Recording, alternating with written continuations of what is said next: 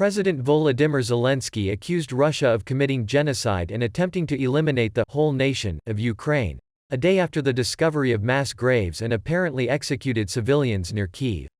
This is genocide. The elimination of the whole nation and the people, Zelensky told the CBS program Face the Nation, according to a transcript provided by the network on Sunday.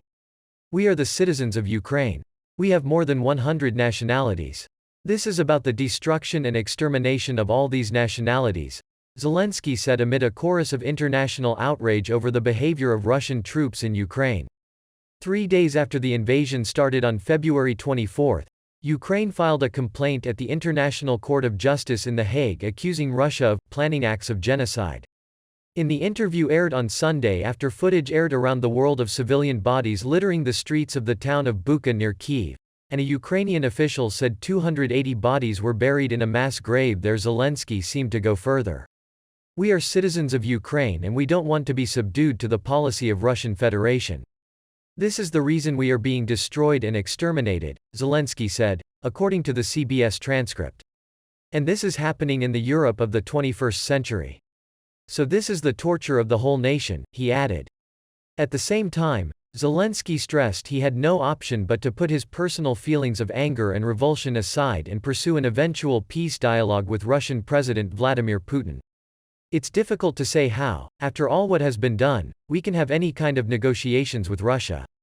That's on the personal level, but as a president I have to do it, he said. However, any negotiations would be conditional on a ceasefire. I can't even have a meeting when the shelling is going on. So first the ceasefire. Then we can have a meeting with the Russian president, said Zelensky. At a point in time when the end of the war will come, and after we discuss the security guarantees together and the neutral non-bloc status but preserving our sovereignty, a strong army, the president said. Ukraine has offered to accept becoming neutral if it receives adequate security guarantees from Western nations, abandoning aspirations to join NATO. On Sunday, U.S. Secretary of State Antony Blinken said Washington will continue supporting Ukraine, but stopped short of offering security guarantees.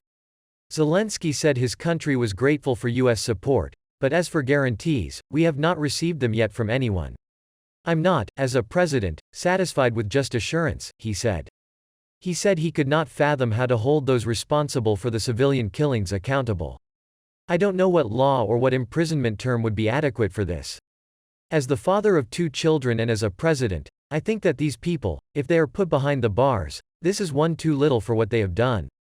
Zelensky also called for a complete withdrawal of Russian forces from Ukraine, to their borders that existed prior to the 24th of February, at least. This would make us to start discussing other questions about the occupation, about how do we live on after this, he added.